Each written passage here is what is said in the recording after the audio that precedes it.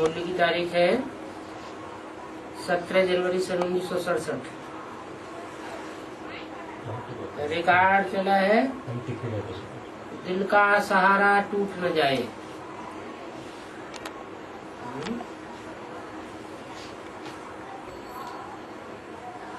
संगम में बच्चों की दिल है किसके ऊपर? बच्चों की दिल है बाप के ऊपर। बाप ही बच्चों का सहारा है। तो ट्यूबलाइट जिनको थोड़ा संशय आता है वो ही बोलेंगे दिल का सहारा टूट न जाए। और जो निश्चय बुद्धि होंगे उनको तो ये गीत बजाने की भी दरकार नहीं क्या कि दिल का सहारा टूट न जाए। शिव भगवान वाच अपने शालिग्रामों पर प्रति। शिव और शालिग्रामों को तो सब मनुष्य जानते हैं। रुद्र ज्ञान यज्ञ रचते हैं तो बड़ा शिवलिंग बनाते हैं और छोटे छोटे शालिग्राम बनाते हैं। दोनों ही निराकार हैं।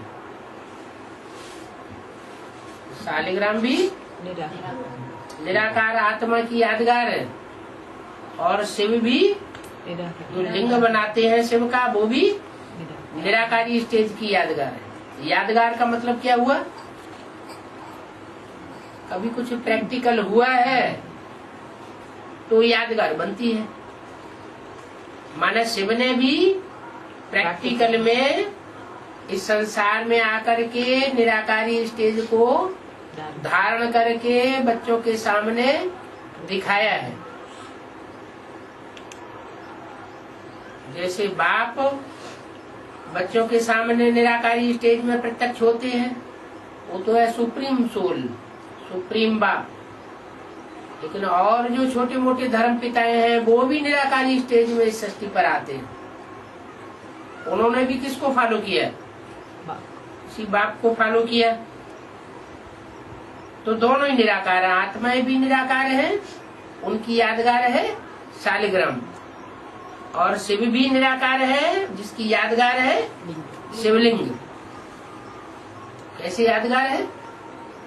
शिवलिंग बड़ा बनाते हैं और शालिग्राम छोटे छोटे बनाते हैं। ऐसी यादगार क्यों बनाती है? काम का आदर, जैसा काम वैसा उनका रूप दिखाई दिया। बड़ा काम किया है तो बड़ा रूप दिखाई दिया है। शालिग्राम छोटे छोटे दिखाए गए हैं। शालिग्राम में बंधन दिखाते हैं, शिवलिंग को बंधन चारों तरफ जो बंधन का लपेटा है वो नहीं दिखाते।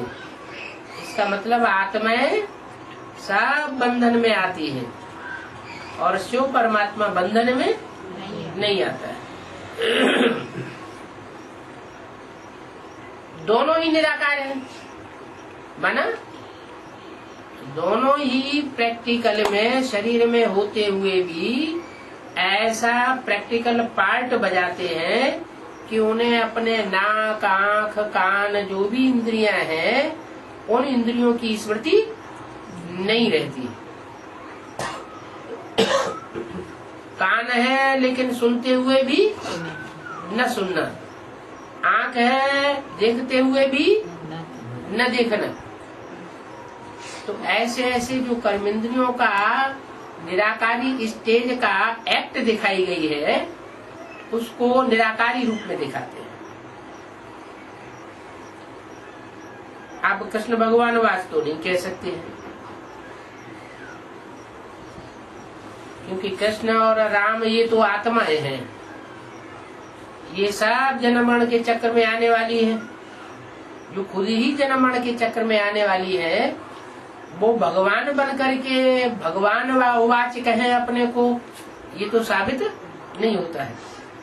जो बंधन में कभी नहीं आता है वो ही दूसरों को बंधन से छुड़ा सकता है, और जो बंधन से छुड़ाता है वो ही भगवान है।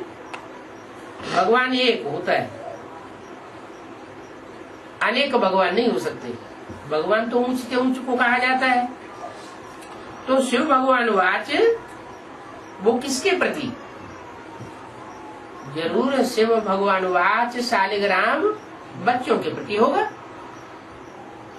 शिव बात करेंगे तो किससे बात करेंगे? देह अभिमानियों से बात करेंगे, या शिव सुप्रीम सोल है तो आत्मा अभिमानी बच्चों से बात करेगा? आत्मा अभिमानी बच्चों से बात करेंगे। तो पूछा कि शिव भगवान वाच है तो किसके प्रति है? कौन उसकी बात को सुनेगा? माने देह अभिमानी सांडे तो शिव की बात को एक कान से सुन के दूसरे कान से निकालते रहेंगे, ध्यान नहीं देंगे। सुनेंगे कौन? जो सुनेंगे वो काम पूरा करेंगे। क्या काम करेंगे? बाप आता है नरक को बदल करके स्वर्ग बनाने के लिए, तो नरक को स्वर्ग बनाने का काम जिनमें देहभान रह जाता है, माने जो कम जन्म लेने वाली आत्माएं हैं, वो नहीं कर सकती। 83 जन्म 82 जन्म लेने वाली आत्माएं स्वर्ग स्थापना का काम 16 कला संपूर्ण दुनिया नहीं बना सकती। क्यों? क्योंकि उनके तो खुद ही जन्म कम हो जाते हैं। अगर मान लो 83 जन्म लेने वाली आत्मा है तो 83 जन्म लेने वाली आत्मा की कला कितनी होंगी? 15.25 कला होगी ना, चौथाई कला कम हो जाएगी ना, तो वो तो खुद ही कम कला वाली है। वो संपन्न दुनिया कैसे बनाएगी? संपन्न दुनिया बनाने में सहयोग बाप का नहीं दे सकती, तो वो आत्मा बनती ही नहीं है। वो कुछ न कुछ उसमें देहभान रह जाता है। किसमें? कम जन्म लेने वाली आत्माएं हैं, उनमें कुछ न कुछ देहभान रह जाता है। देहभान रह जाता है माने वो पूरी आत्मा बनती ही नहीं। आत्मा आत्मा की स्टेज धारण ही नहीं करती, इसलिए वो बाप के काम के बच्चे नहीं है। बाप के बच्चे नहीं है। बाप के बच्चे वो है जो पूरी 16 कला संपूर्ण हिंसक मर्यादा पुरुषोत्तम जैसी स्टेज को धारण करते हैं, पूरे 84 जन्म लेते हैं और सच रूपी रंगमंच पर ऑल राउंड पार्ट बजाते हैं, माने संपन्न आत्मा बनते हैं। तो उन संपन्न आत्माओं से मैं बात करता हूँ, उनसे उनके प्रति वाच करता हूँ। जैसे ब्रह्मा के लिए बोला, क्या बोला? मैं तुम बच्चों से बात करता हूँ, ये ब्रह्मा तो बीच में सुन लेता है। माना बात किससे करते हैं? ब्रह्मा से बात नहीं करते, माना मुख का आधार लिया है। फिर किस लिए आधार लिया है? बच्चों को सुनाने के लिए। बच्चों को सुनाने के लिए क्यों? ब्रह्मा की सोल तो ज्यादा नजदीक बैठी हुई है, वो तो पहले सुनेगी। फिर उससे बात क्यों नहीं करते? इसलिए बात नहीं करते ब्रह्मा से कि ये आत्मा जो है ब्रह्मा की सोल, ये संपूर्ण आत्मिक स्टेज को पहले धारण नहीं कर पाती। क्या? जब 4.5 लाख आत्मिक स्टेज को धारण करेंगे तब बुद्ध आत्मा धारण करेगी। मतलब 4.5 लाख पहले जन्म लेने वाले होंगे और उसके बाद जो पहला नंबर लगेगा वो कृष्ण का लगेगा। तो वो आत्मा जो है एप्रोप्रिएट आत्मिक स्थिति को धारण करने वाली नहीं है, क्योंकि उसको सूक्ष्म शरीर धारण करना पड़ता है। तो रूहानी बच्चों के प्रति बाप समझाते हैं। समझाया उसको जाता है जो काम पूरा करे, सुनाया उसको जाता है जो समझे। सुने लेकिन समझे कुछ भी नहीं तो सुनाना बेकार हो जाता है। और सुनाना बेकार हो गया, समझा ही नहीं तो काम पूरा करने वाला है नहीं। तो ब्रह्मा की सोल भी किस कैटेगरी की है? बच्चा बुद्धि कैटेगरी की है या बाप समान आत्मा है? बच्चा बुद्धि कैटेगरी की। उनके मुख से जितनी जितनी बातें सुनाई ब्रह्मा बाबा ने उतनी बातें ही याद रख पाई। इसके अलावा उसका गुह्यार्थ क्या है वो उनकी बुद्धि में बैठता ही नहीं। तो रूहानी बच्चों के प्रति बाप ने समझाया है। अभी बच्चों को कनेक्शन है ही बाप से। क्या? समझाने वाला कौन? Supreme soul. ब्रह्मा नहीं समझाने वाला है। ये तो भक्ति मार्ग में कह दिया है क्या? कृष्ण भगवानुवाद माने कृष्ण की सोल आखिरी जन्म में ब्रह्मा के रूप में समझाने वाली नहीं है, समझाने वाला शिव बाबा है। तो तुम्हारा कनेक्शन किससे है? शिव बाप से है हमारा कनेक्शन। हमारा बुद्धि योग किससे लगता है? शिव बाप से लगता है। और जो कम जन्म लेने वाले होंगे उनका बुद्धि योग किससे लगेगा? ब्रह्मा बाबा से लगेगा। ब्रह्मा बाबा के मुख से शिव ने बोला तो जो सुनने वाले हैं, जो कम कलाओं वाले होंगे, जो कम जन्म लेने वाली आत्माएं होंगी, उनका बुद्धि योग ब्रह्मा से ही लगेगा। वो उससे ऊपर उठने वाली आत्माएं नहीं। और तुम्हारा बुद्धि योग बाप से लगता है कि तुम हो रूहानी बच्चे। ब्रह्मा से तुम्हारा कनेक्शन नहीं है क्या? माने उनका कनेक्शन किससे है? उनका कनेक्शन ब्रह्मा से है। किनका? जो रूहानी बच्चे नहीं बनते हैं। और तुम्हारा कनेक्शन शिव बाप से है। तुम शिव बाप से कनेक्शन रखते हो और वो शिव बाप से कनेक्शन नहीं रखते हैं। क्यों नहीं रखते हैं? बच्चे हाँ, क्योंकि कम कलाओं वाली है जो आत्माएं होंगी वो माँ तक ही पहुँचेंगी, बाप तक, रूहानी बाप तक उनका कनेक्शन जुट ही नहीं सकता।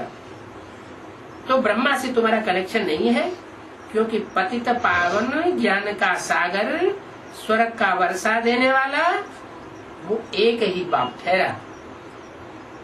ब्रह्मा को पतितों को पावन बनाने वाला नहीं कहेंगे क्या? पतित जो है, पतित आत्माएं पावन कैसे बनती हैं? संग के रंग से पावन बनती है।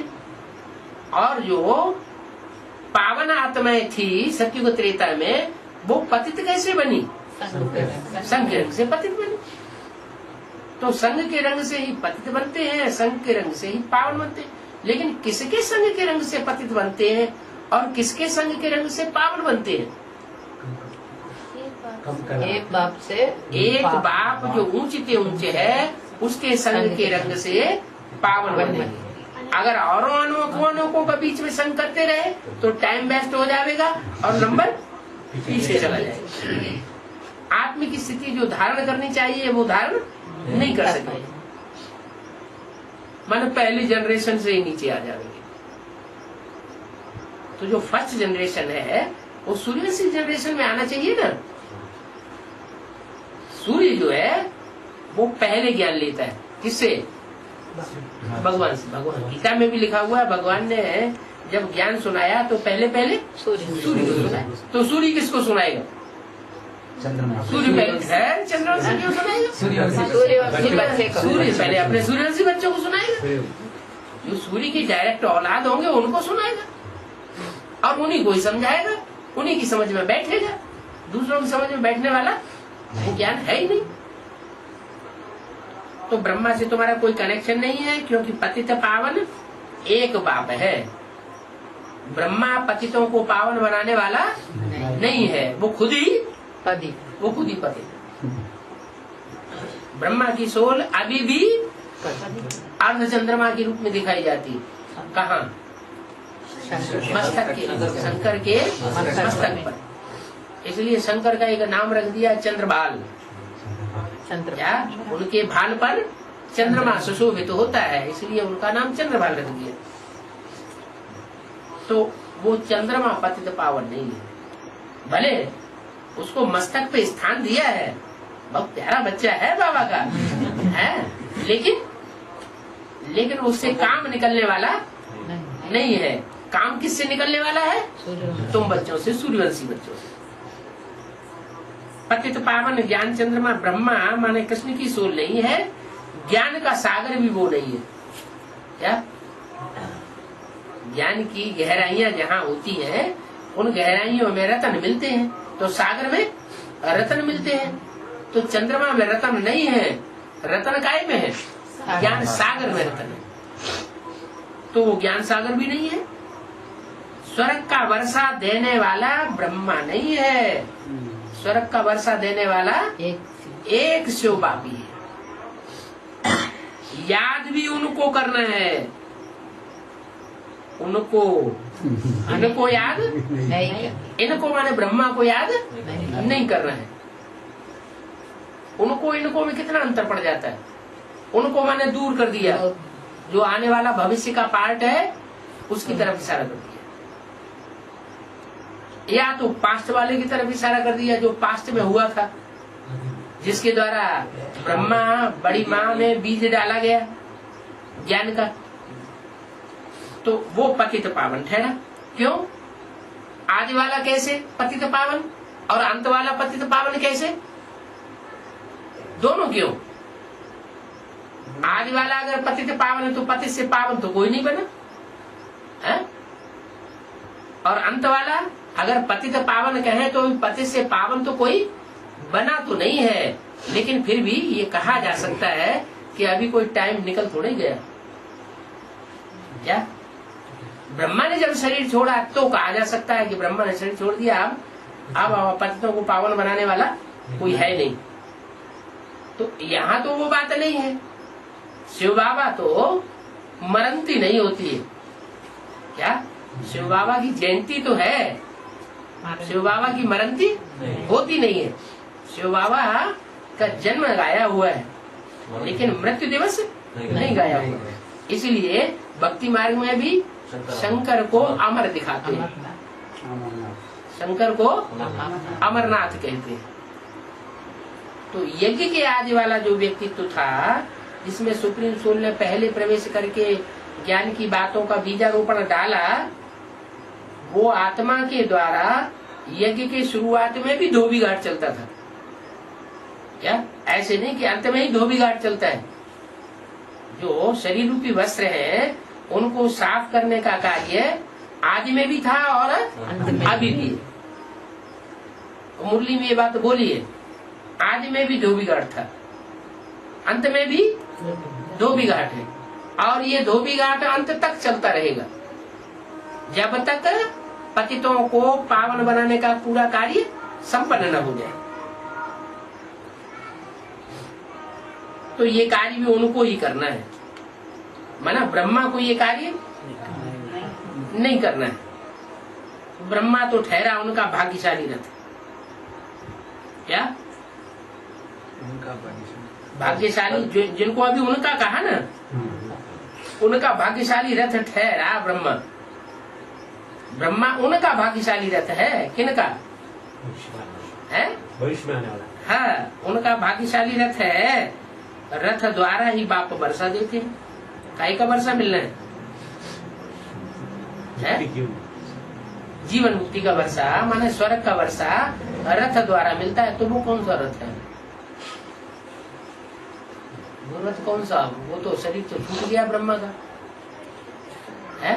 फिर उन द्वारा वर्षा देते हैं, रथ द्वारा ही बाप वर्षा देते हैं। ब्रह्मा तो ठहरा उनका भाग्यशाली रथ। तो कौन सा हुआ जिसके द्वारा वर्षा देते हैं? हाँ, रथ द्वारा ही बाप वर्षा देते हैं। ब्रह्मा वर्षा देने वाला नहीं है, माना ब्रह्मा की सोल वर्षा देने वाला नहीं है, वो तो वर्षा लेने वाला है। क्या सतयुग में ब्रह्मा की सोल जन्म लेगी तो अपने बाप से वर्षा लेने वाली बनेगी, वो किसी को वर्षा देने वाला नहीं। अपने बच्चे को वर्षा देगा सतयुग में, बाकी सबको वर्षा देने वाला ब्रह्मा नहीं है। तो बच्चों को अपने को आत्मा समझ और बाप को याद करना है। क्या कहा? इतनी सब समझानी किस लिए थी? इसलिए थी कि बच्चों का लक्ष्य नर से प्रिंस के रूप में बनना और स्वर्ग में जन्म लेना नहीं है। मनुष्य से क्या बनना है? नारायण बनना है। मनुष्य से डायरेक्ट इसी जन्म में देवता बनना है। ये तुम बच्चों का लक्ष्य है। और ब्रह्मा नर से नारायण बने ही नहीं। वो नर से क्या बनते हैं? पहले जाकर के बच्चे के रूप में जन्म लेंगे, प्रिंस बनेंगे, फिर बड़े होंगे, तब उनको अपने बाप का टाइटल मिलेगा। तो बच्चों को अपने को आत्मा समझना है। ब्रह्मा बाबा ने अपने को उस स्वरूप में आत्म की स्थिति धारण नहीं कर पाई। माने अपने को आत्मा समझने की जो प्रैक्टिस है वो ब्रह्मा बाबा की उतनी नहीं हुई जितनी तुम बच्चों की होती है। आत्मा समझकर बाप याद क्या करना है। मिसला समझो कि रथ को कोई तकलीफ होती है, कोई कारण अकारण बच्चों को मुरली नहीं मिलती है। 67 की वाणी है ना, 67 की वाणी है। तो बताया समझो बाप को, समझो रथ को कोई तकलीफ होती है अथवा कोई कारण या कारण बच्चों को मुरली नहीं मिलती है, तो क्या बच्चे अपनी मुरली नहीं चला सकते? बच्चों को सारा अटेंशन जाता है शिव बाबा की तरफ। क्या जब मुरली चलती है तो सारा अटेंशन किसकी तरफ बच्चों का जाता है? ब्रह्मा की तरफ जाता है या शिव बाप की तरफ जाता है? जो बच्चे होंगे उनका अटेंशन शिव बाप की तरफ जाता है, और जो बच्चे नहीं होंगे उनका अटेंशन ब्रह्मा की तरफ जाएगा।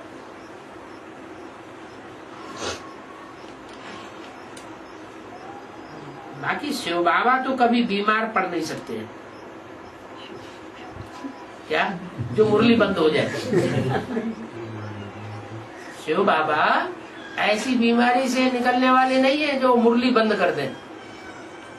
शिव बाबा तो हर हालत में मुरली बच्चों को भेजते हैं।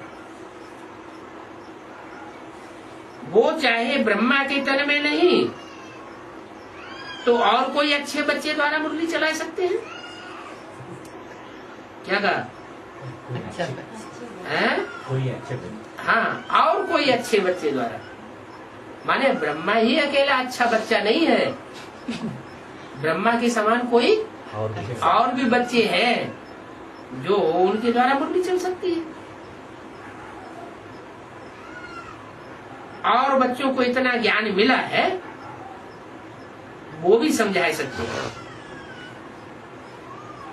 प्रदर्शनी में कितना समझाते हैं। ज्ञान तो बच्चों में है ना, हर एक की बुद्धि में चित्रों का ज्ञान भरा हुआ है। बच्चों को कोई अटक नहीं रह सकती है। समझो मुरली की जो पोस्ट आती है उस पोस्ट का आना जाना कारण या कारण बंद हो जावे, या पोस्ट ऑफिस वालों की स्ट्राइक हो जावे, फिर क्या करेंगे? ज्ञान तो बच्चों में है ना। ऐसे तो नहीं कि मुरली नहीं मिलेगी तो मर जाएंगे। माना जो रूहानी बाप के रूहानी बच्चे हैं उनको अगर 2, 4, 8 दिन मुरली न भी मिले तो उनको कोई फर्क पड़ने वाला नहीं है। उनकी बुद्धि में जो आत्मिक स्टेज से जो ज्ञान भरा हुआ है वो ज्ञान ही ऐसी स्टेज वाला है कि वो अंदर अंदर मंथन करते रहेंगे। तो बच्चों के अंदर चित्रों का ज्ञान भरा हुआ है। ज्ञान तो बच्चों में है, समझाना है। सतयुग था, अभी तो कलयुग पुरानी दुनिया है। गीत भी कहते हैं इस पुरानी दुनिया में कोई सार नहीं है, इससे दिल नहीं लगानी है। क्या सार माना? इस पुरानी दुनिया में कोई सार नहीं है, फिर कौन सी दुनिया में सार है? सार किसको कहते हैं? और निस्सार दुनिया क्यों हो गई? क्या है सार? इस दुनिया में सार नहीं है तो कहाँ है सार? सार माना क्या? इसेंस। हाँ, तो इसेंस कौन सी दुनिया में है? नई दुनिया में इसेंस है, और इस दुनिया में कोई सार नहीं है। इसेंस नहीं है माना खुशबू, माना सुख नहीं है। सार माना सुख, और निस्सार माना दुखी है। क्षणभंगुर थोड़े समय का सुख और बाकी सारा दुखी। बाकी सारा भटकना, दुखी दुख। तो इस दुनिया में कोई सार नहीं है, इससे दिल नहीं लगानी है। क्या? जब सार ही नहीं है, कोई सेंस ही नहीं है, तो इससे दिल नहीं लगानी चाहिए। दिल कहाँ लगानी चाहिए? नहीं। रिकॉर्ड क्या चला? दिल का सहारा टूट न जाए। तो दिल का सहारा ये दुनिया या दुनिया के लोग नहीं है। देह और देह के संबंधी हमारे दिल का सहारा नहीं बन सकते। हमारे दिल का सहारा एक शिव बाबा, दूसरा न कोई। दुनिया से कोई दिल नहीं लगानी है, नहीं तो सजा मिल जाएगी। डराएगी। बाप की याद से सजाएं मिटती जाएगी और देहधारियों की याद से सजाएं बढ़ती जाएगी। ऐसा न हो कि बाप की याद टूट जाए और फिर सजाएं खानी पड़े, और सजाएं खाते खाते फिर पुरानी दुनिया में जन्म हो जाए। ऐसे तो ढेर गए। बहुत बच्चे हैं जिन्होंने बाप को भुलाई दिया, दुनिया में बुद्धि रमण करने लगी, शरीर छोड़ दिया, अंतमते सो गति हो गई, पुरानी दुनिया में चले गए। बहुत हैं जिनको बाप तो याद भी नहीं है। ज्ञान में तो चलते हैं लेकिन बाप की याद उनको नहीं है। पुरानी दुनिया में ही दिल लग गई है। गीत भी सुना। ये जमाना बहुत खराब है। कोई न भी चाहे तो भी दिल को खींच लेते हैं। कोई इस दुनिया में दिल न लगाना चाहे तो भी कोई न कोई ऐसे बीच में आ जाते हैं, फड़ंगा लगा देते हैं कि दिल अपनी तरफ आकर्षित कर लेते हैं।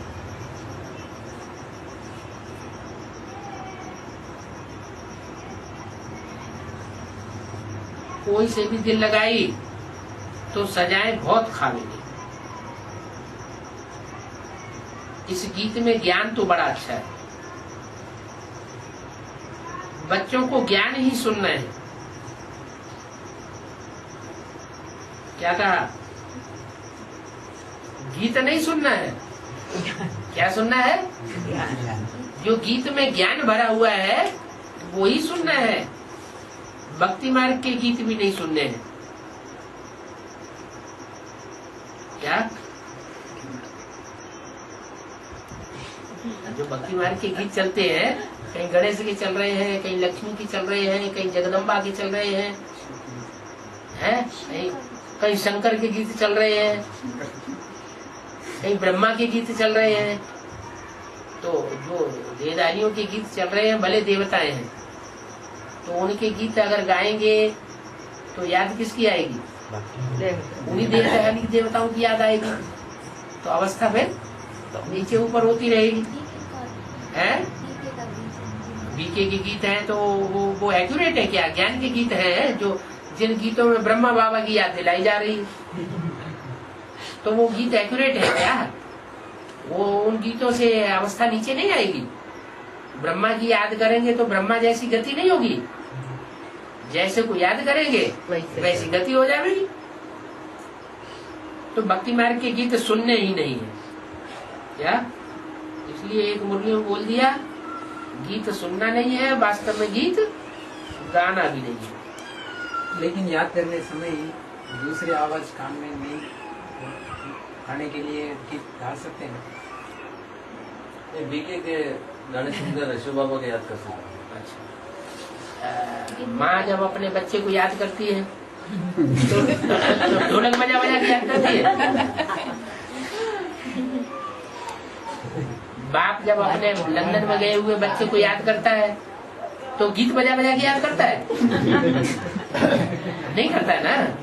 तो वो ओरिजिनल याद है, वो याद आ सकती है। और यहाँ बाप की याद करने के लिए ढोल बजाओ। बाहर की दुनिया के गीत कान में पड़ेंगे तो बाप की याद नहीं आएगी। इसका मतलब बाप को पहचाना नहीं है। बाप जो है, जैसा है, जिस रूप में पार्ट बजाय रहा है, उस स्वरूप को अभी तक पहचाना नहीं है।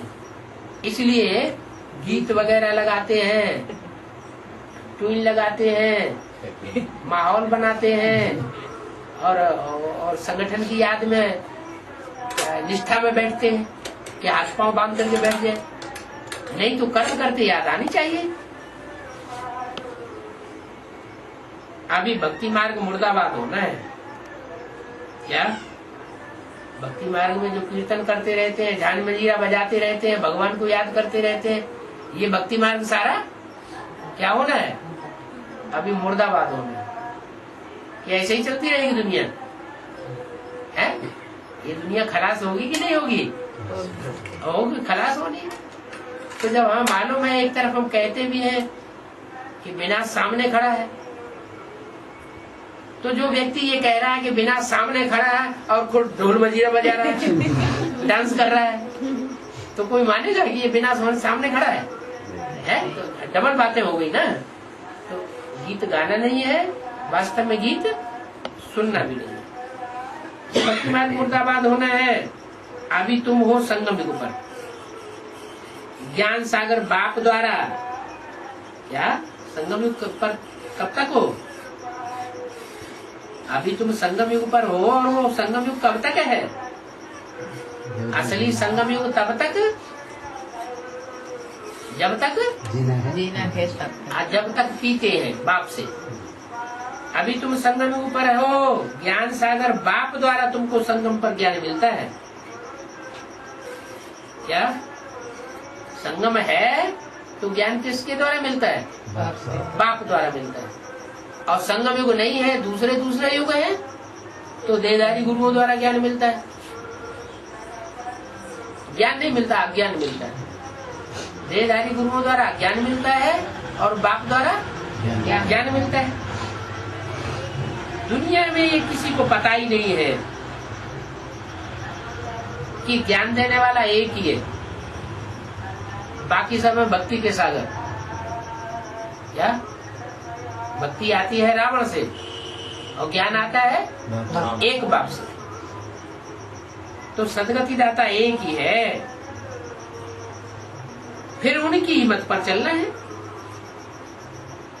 क्या जो एक सदगति दाता है, उनकी हिम्मत पर चलना है, इनकी मत पर भी नहीं चलना है। क्योंकि बहुत से बच्चे आते थे, परेशान हो जाते थे, घर वाले पीछे पड़ते थे, शादी करो शादी करो, तो बाबा के सामने आके रोना शुरू कर देते थे कि हमारे घर वाले बहुत पीछे पड़े, शादी करनी ही पड़ेगी। तो बाबा का दिल पिघल जाता था। अब ब्रह्मा बाबा उनको परमिशन दे, अच्छा बच्चे गंधर्व विवाह कर लो। है गंधर्व विवाह कर लिया। अब दूसरी तरफ मुरली भी ये कहा शादी बर्बादी। एक तरफ शादी बर्बादी कह दिया, दूसरी तरफ ब्रह्मा बाबा से उन्होंने परमिशन मांग ली। तो परमिशन ब्रह्मा बाबा से मांगी या शिव बाबा से मांगी? ब्रह्मा बाबा से मांगी। शिव बाबा ने तो मुरली में डायरेक्ट बोल दिया शादी बर्बादी। जब बोल ही दिया तो पूछने की क्या दरकार? ब्रह्मा से करते बजाय तो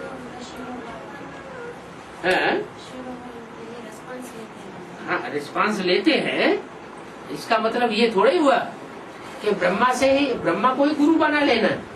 गुरु यहाँ एक है या अनेक है? यहाँ तो एक गुरु है।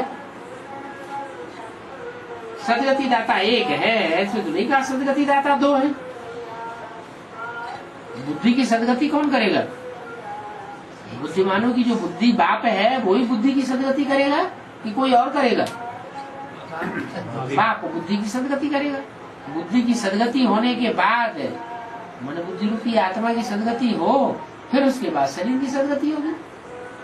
पहले जड़ की सदगति होगी कि पहले चैतन्य आत्मा की सदगति होगी? पहले चैतन्य आत्मा की सदगति।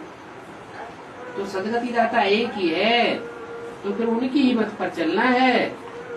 चल नहीं रहे हो अभी, चलना है।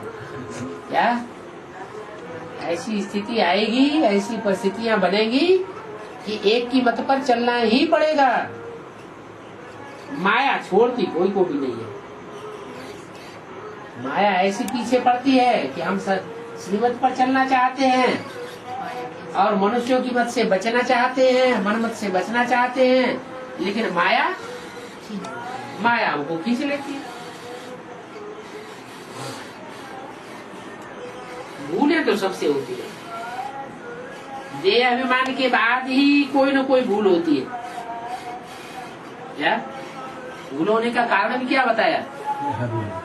कोई न कोई देहवान आता है, वो देहवान आता है और भूल करा दे। अगर आत्मा अभिमान हमेशा रहे, मैं ज्योति बिंदु आत्मा हूँ, जिससे बात करते हैं वो भी ज्योति बिंदु आत्मा है, तो कभी भी भूल नहीं होगी। कोई समय काम के वश हो जाते हैं तो कोई समय क्रोध के वश हो जाते हैं, भूल हो जाती है।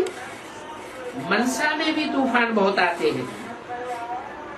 क्या ऐसे नहीं कि काम के वशीभूत हो जाते हैं तो कर्म इंद्रियों से ही काम वासना का पाप हो जाता है। काम वासना का पाप पहले तो मन के अंदर आता है, पहले मनसा से भूल होती है, फिर वाचा में आती है, फिर कर्मणा में जाती है। तूफान बहुत आते हैं। प्यार करना, यह करना, कोई के शरीर से भी दिल नहीं लगानी। बाप कहते हैं अपने को आत्मा समझो, तो शरीर का भान भी नहीं रहेगा। नहीं तो बाप की आज्ञा उल्लंघन हो जाती है। इस बात से अपने को आत्मा न समझने से आज्ञा का उल्लंघन जरूर होगा। ये अहंकार रहने से नुकसान बहुत होता है। इसलिए देह सहित सब कुछ भूल जाना है। देह के संबंधियों को भूलना है। देह के जो भी पदार्थ है, उन पदार्थों में भी ममत्व नहीं रखना है। सिर्फ बाप को याद करो और घर को याद करो। अब हमारी मुसाफरी पूरी हो गई। छी रावण राज्य से अब हमारी मुसाफरी खलास होने वाली है। अब हमको जाना है बाप के पास। क्या कहा? कहाँ जाना है? बाप के पास जाना है। अरे ये किसके तन से वाणी चल रही है? ब्रह्मा के मुख से वाणी चल रही है और ब्रह्मा के सामने बैठ के सुनने वाले सुन रहे हैं। फिर ये क्यों बोला अब जाना है बाप के पास? उनको ही याद करना है। उनको कह के दूर क्यों कर दिया जब ब्रह्मा सामने ही बैठा था? उसके तन में शिवा और मुरली चला रहे। हाँ, ये इशारा दिया कि बाप के नजदीक अभी पहुंचे नहीं है, अभी अम्मा के नजदीक पहुंचे हैं। अभी बाप के पास पहुंचना हुआ नहीं, पहुंचेंगे। उस बाप को ही, उन बाप को ही याद करना है।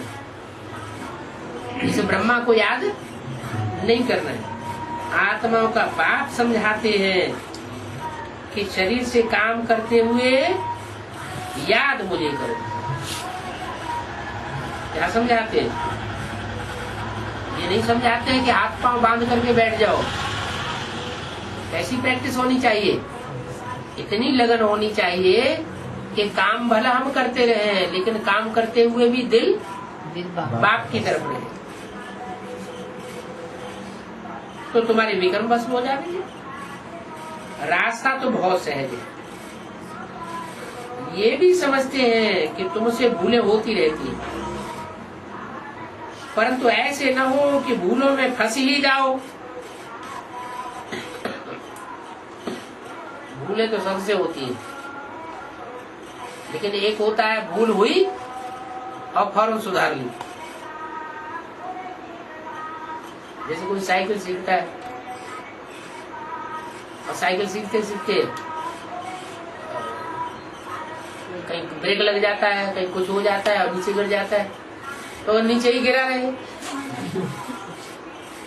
तो कहेंगे वो तो हार गया, हिम्मत हार गया। तो नहीं, क्या बताया? भूलें तो होती है सबसे, लेकिन क्या करें, तुरंत भूल को सुधार लेना चाहिए। ऐसे ना हो कि भूलों में फंसे ही जाओ। अपना ही कान पकड़ना चाहिए कि फिर ये भूल नहीं करेंगे। बच्चों को पुरुषार्थ करना चाहिए अभूल बनने का। अगर घड़ी घड़ी भूल होती रहती है तो समझना चाहिए कि हमारा ही नुकसान होता जा रहा है। भूले करते ही दुर्गति को पाया हुआ है ना। कितनी बड़ी सीढ़ी उतर करके अभी देखो क्या से क्या बन गए। आगे तो हमको ये ज्ञान नहीं था। अभी नंबरवार पुरुषार्थ अनुसार ज्ञान से सब प्रवीण हो गए। क्या पहले इतना ज्ञान नहीं था? पहले मैंने कब, जब दुनिया में थे तो बीके वालों के लिए ये वाक्य लागू होता था कि दुनिया में थे तो दुनिया भी ज्ञान था। ये शिव बाबा का जो ब्रह्मा के द्वारा दिया हुआ बेसिक नॉलेज का ज्ञान है वो नहीं था। अभी ये ज्ञान है, ये बात बुद्धि में आई, और अभी एडवांस में आने के बाद अभी समझ में आता है कि बेसिक में जो ज्ञान है वो तो कुछ भी वजन का नहीं है। अभी जो ज्ञान मिल रहा है वो तो बहुत गहरा है। तो अभी नंबरवार पुरुषार्थ अनुसार ज्ञान से प्रवीण हो गए हैं। सब एक जैसे प्रवीण नहीं हुए हैं। क्या ज्ञान में भी सब एक जैसे होशियार नहीं हुए हैं। जितना हो सके अंतर्मुख होकर के रहना है। क्या भूलें ज्यादा क्यों होती है? क्योंकि देवान आता है, बहिर्मुखी बन जाते हैं, अंदर जो आत्मा है वो याद नहीं रहती है, बाहर के देह का चिंतन लग जाता है तो भूलें होती है। तो जितना हो सके अंतर्मुखी रहेंगे तो भूलें कम होंगी। मुख से कुछ भी बोलना नहीं है। क्या बहुत सी माताएं ऐसी होती है कि शिव बाबा अंदर से नहीं याद करती है, फिर क्या कहती, मुख से शिव बाबा शिव बाबा शिव बाबा शिव बाबा। तो मुख से कहा तो अंदरूनी वो आवाज जो है जो पहुंचनी चाहिए वो नहीं पहुंचती। स्थूल जो है वो सूक्ष्म बाप तक नहीं पहुंचता। स्थूल आवाज है वो तो 63 जन्म हम करते रहे, भक्ति मार्ग के क्रिया कर्म कांड करते रहे, लेकिन उनसे कोई फायदा होता नहीं है। तो हमारी तो अंदर की बात है। गीत आज भी नहीं सुनना है, क्योंकि हम तो अब भक्ति मार्ग के दुश्मन हो गए। क्या तो इसका मतलब जो गीत आदि सुनते हैं और गीत आदि सुन करके रिकॉर्डिंग लगा करके शिव बाबा को याद कर रहे हैं, वो भक्ति मार्ग के दोस्त हैं या दुश्मन है? वो अभी भी भक्ति मार्ग वालों से, रावण संप्रदाय वालों से दोस्ती किए बैठे। अब हमें भक्ति मार्ग वालों से कोई दोस्ती नहीं रखनी है। अब भक्ति मार्ग हमारा दुश्मन हो गया। कहते भी हैं भक्ति मार्ग हमारा दुश्मन हो गया, और हम बोलते भी क्या है, भक्ति मार्ग ज्ञान मार्ग, ज्ञान मार्ग जिंदाबाद, भक्ति मार्ग मुर्दाबाद। हम तो रावण राज्य का विनाश करना चाहते हैं। क्या हम इस रावण राज्य को चलाना नहीं चाहते। हम क्या चाहते हैं, ये अनेक मतांतरों का जो राज्य चल रहा है ये खलास हो जाए। अनेक मतों का राज्य माने अनेक रावण के सिरों का राज्य, और हम चाहते हैं एक का राज्य, एक मत के आधार पर सारी दुनिया चले।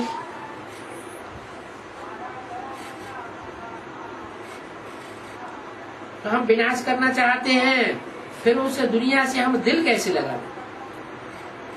ये शरीर भी रावण संप्रदाय का है। क्या कहा? ये कैसे? ये शरीर भी रावण संप्रदाय का है। ये कैसे है? नहीं, रावण संप्रदाय का इसलिए बताया कि रावण संप्रदाय में ये शादी बर्बादी की रस्म निकली है।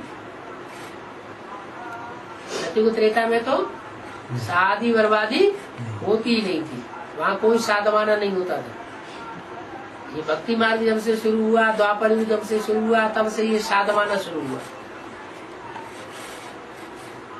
ये साधवाना की जो रस्म है, ये रावण राज्य की रस्म है।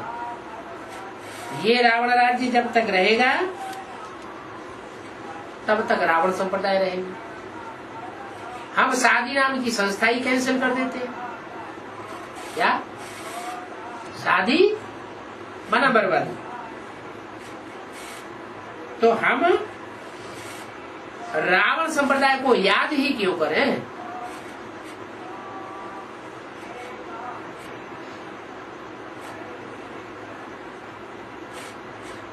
एक राम को ही याद करना है। बाप कहते हैं मुझे याद करो तो तुम्हारे विक्रम भस्म हो जाएंगे। पतिव्रता अथवा भगवान की याद करेंगे।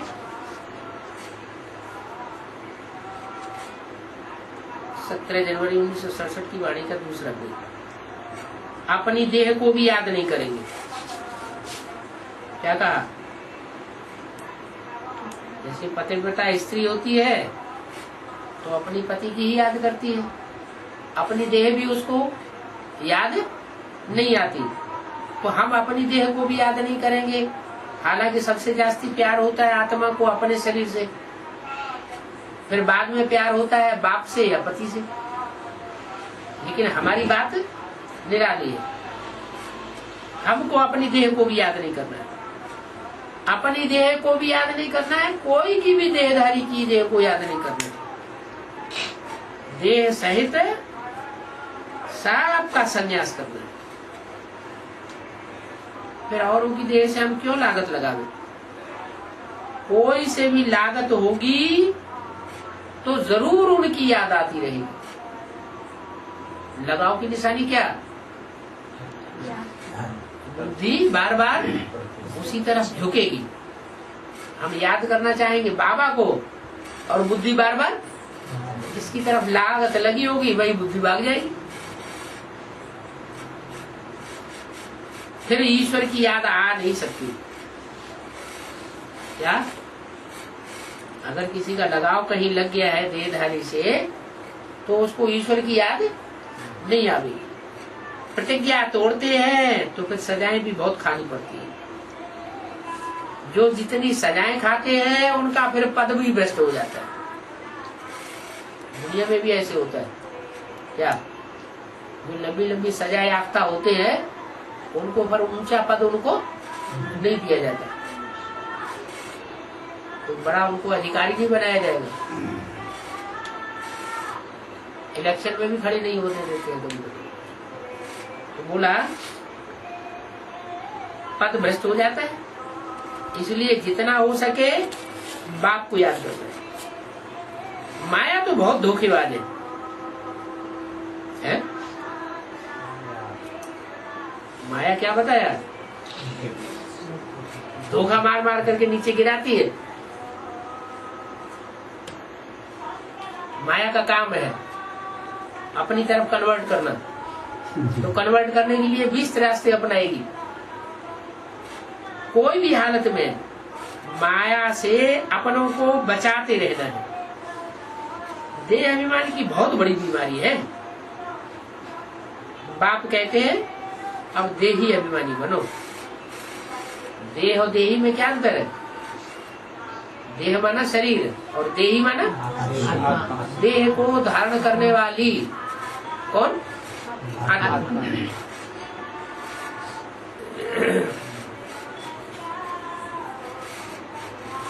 तो बाप को याद करो तो देह अभिमान की बीमारी छूट जाएगी। सारा दिन देह अभिमान में रहते हैं, जो सारा दिन देह अभिमान में रहते हैं उनको बाप बहुत मुश्किल से याद कर पड़ता है।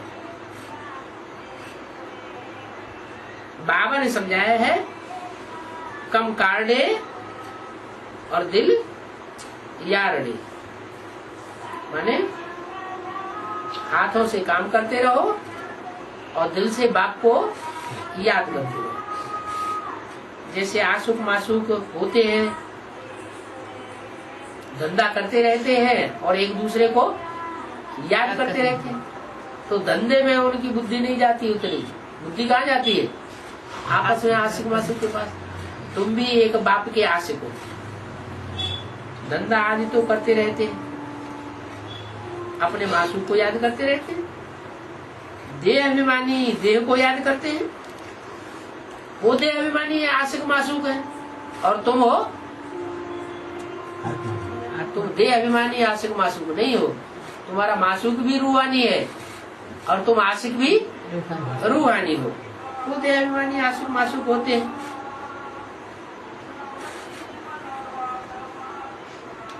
तो अपने आप को माया के धोखे से बचाना है, नहीं तो फंस मरेंगे। फंस मरेंगे क्या? फंस भी जाएंगे देहधारी में, और फिर क्या अंजाम होगा? मर भी जाएंगे, माने बाप के ऊपर से निश्चय उखड़ जाएगा। फंस मरेंगे, फिर ग्लानि भी होगी। क्या कहा? फंस मरेंगे, मर जाए, इतना ही नहीं होगा, फिर क्या होगा? फिर ब्राह्मण परिवार में भी ग्लानि के पात्र बनेंगे और दुनिया में भी ग्लानि के पात्र बनेंगे, और फिर बहुत नुकसान हो जाएगा। बहुत सेंटर से समाचार आते हैं, क्या बाबा के पास सेंटर से समाचार आते हैं? क्या कोई ब्राह्मणी का किसी में लगाव लग गया, कोई ब्राह्मण का कोई ब्राह्मणी में लगाव लग गया, कोई स्टूडेंट का स्टूडेंट में लगाव लग गया, कन्याओं का कन्याओं में लगाव लग जाता है, माताओं का माताओं में लगाव लग जाता है। तो बहुत सेंटर से समाचार आते, समझते हैं बाबा ने कहा है कि अब निष्ठा करो। क्या ये देहवान की लगाव झुकाव की बीमारी को खत्म करने के लिए क्या करें? निष्ठा करो। जैसे कराची में तुम्हारा चला था, कराची में लगातार याद में बैठते थे, वहां तो चला था, तो ये था कि अच्छा था इसलिए कि वहां तो दुनिया के लोगों को देखते ही नहीं थे, एक बाबा दूसरा में कोई, वहां तो ठीक है, लेकिन अभी तो हम धंधा दौरी भी कर रहे हैं बाहर की दुनिया में, तो बाहर की दुनिया वालों का भी संग रंग लगता है, तो अभी निष्ठा करने की बात नहीं होनी चाहिए। वो तो बच्चों को पुरुषार्थ करवाना था, तो बाबा ने पुरुषार्थ करवाया। दिन में याद नहीं करते हैं तो रात को याद करो। उस समय तुम भट्ठी में थे, अभी तुम भट्ठी में तो नहीं हो। वहां तो और कोई धंधा ही नहीं था, और यहाँ तो तुम्हें पेट का धंधा भी करना होता है, तो इस कमाई में लग जाते थे, वहां कोई धंधा नहीं था। अभी बाप कहते हैं वो भट्ठी ड्रामा में एक ही बार थी। क्या कहा?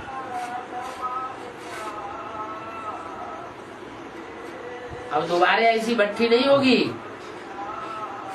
ये अंदाज लगाए बैठे हो कि वो भट्ठी हो जाए। बाप कहते हैं वो भट्ठी ड्रामा में एक ही बार थी, फिर कितने उसमें से भी कट गए, बाकी थोड़े सर्विसेबल निकल, बाकी कितने बच्चे निकल पड़े। रुपये में भी ऐसे ही कच्चे पक्के नोट निकल पड़ते हैं। नोट होते हैं, कोई झूठे नोट निकल पड़ते हैं, कोई सच्चे होते हैं। नोट निकालते हैं ना, उनमें भी बहुत मिक्स हो जाते हैं। तो विलायत में भी ऐसे नोट छाप करके ठगते रहते हैं। ये ठगी तो जहां तहां लगी पड़ी है। रावण राज्य है ना, पहले था सूर्यवंशी राज्य, फिर चंद्रवंशी राज्य हुआ। राम को चंद्रवंशी क्यों कहा जाता है?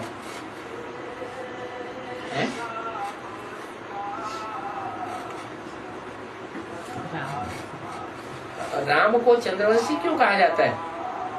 कहाँ कहा जाता है चंद्रवंशी? है? राम को चंद्रवंशी कहा जाता है भक्ति मार्ग में। राधे की राम भक्ति मार्ग में राम को चंद्रवंशी कहा जाता है। क्या कहते हैं? वो तो सूर्यवंशी कहे जाते हैं। रघु माने सूर्य, तो वो तो सूर्यवंशी थे। कौन कहता है रामचंद्रवंशी? बाबा यज्ञ की बात बताते हैं कि यज्ञ की आदि में राम वाली आत्मा फेल हो गई, तो जब फेल हो गई तो चंद्रवंशी बनना पड़े। अच्छा, राम की आत्मा फेल होती है माया से कि सारी आत्मा फेल होती है माया से? सतयुग की कोई ऐसी आत्मा है सतयुग में जन्म लेने वाली जो त्रेता में आके चंद्रवंशी न बनती हो? है? और सारे ही चंद्रवंशी बनते हैं, तो अकेली राम वाली आत्मा का दोष है या सभी का दोष हो जाता है? वो तो सबका दोष है। राम वाली आत्मा लास्ट में जो फाइनल एग्जाम होता है उसमें सूर्यवंशी बन जाती है। ये कोई जरूरी है कि जो पहले फेल हो जाए वो हमेशा फेल ही होता रहेगा? वो पास भी तो हो सकता है। कोई कोई ऐसे होते हैं आदि में भी फेल होते हैं और अंत में भी फेल हो जाते हैं। तो बोला राम को चंद्रवंशी क्यों कहा जाता है? पूछा त्रेता क्यों दिया है उनको? हिसाब बताया कि जो फेलियर होंगे वो त्रेता में जाएंगे। त्रेता में उच्च पद उनको मिलेगा, सतयुग में उच्च पद, सतयुग में उच्च पद किनको मिलेगा? जो यहाँ पास होंगे, इसी जन्म में पास होंगे तो सतयुग में राजा ही पावेंगे, और इस जन्म में अगर पुरुषार्थ करते करते फेल हो गए तो त्रेता में राजा ही मिलेगी। यज्ञ के आदि में भी चाहे वो फेल हुए हों, चाहे यज्ञ के मध्य में फेल हुए हों, और चाहे वो अंत में फेल हुए, जो फेल होंगे वो प्राप्ति कहाँ करेंगे? त्रेता में प्राप्ति करेंगे। तो त्रेता को क्यों दिया है? इसलिए दिया है, ये भी कोई नहीं जानते। जबकि बाप आकर ज्ञान दे तब बात समझ में आए कि चंद्रवंशियों को त्रेता क्यों दे दिया। ये भी तुम ब्रह्मा कुमार कुमारियों को ही मालूम है क्या कि राम को चंद्रवंशी क्यों कहा जाता है? उनको त्रेता युग क्यों दे दिया है? राम को सिर्फ त्रेता युग ही दिया है या सतयुग भी दिया? सतयुग भी दिया है। राम राज्य गाया जाता है। सतयुग में राम राज्य था या रावण राज्य था? राम राज्य था। त्रेता में भी राम राज्य था, सतयुग में भी राम राज्य था। माने जो लक्ष्मी नारायण बनते हैं वही उसी नंबर के राम सीता बनते हैं। लक्ष्मी नारायण जिस नंबर के बनेंगे उसी नंबर के राम सीता बनेंगे। जो पहले नंबर का लक्ष्मी नारायण बनता है वही फिर पहले नंबर का राम सीता बनता है। मध्यम नंबर का लक्ष्मी नारायण बनेगा सतयुग में, तो त्रेता में मध्यम नंबर का राम सीता बनेगा।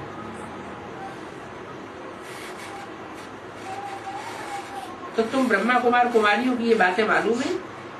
एक तरफ है सारा भारत, उसमें भी सन्यासी लोग तो ऐसे हैं जो बात मत पूछो।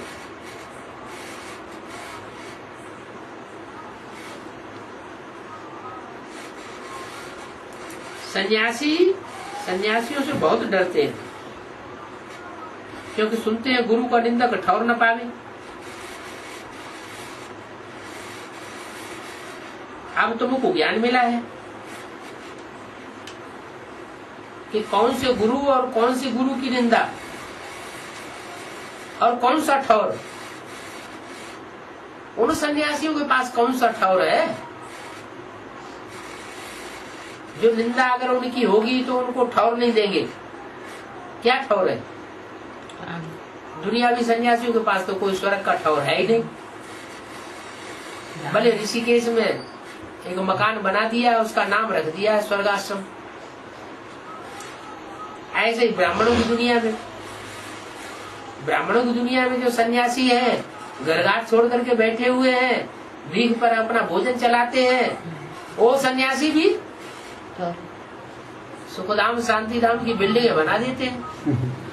बाकी उनके पास कौन सा ठौर है? वो तो ऐसे ही डर पाते रहते हैं क्या कि सदगुरु निंदक ठौर न पाओ। वो सदगुरु हैं भी नहीं, वो गुरु हैं या सदगुरु है? गुरु है। सदगुरु तो एक ही गाया हुआ है। तो सदगुरु की बात है, एक सदगुरु गाया हुआ है।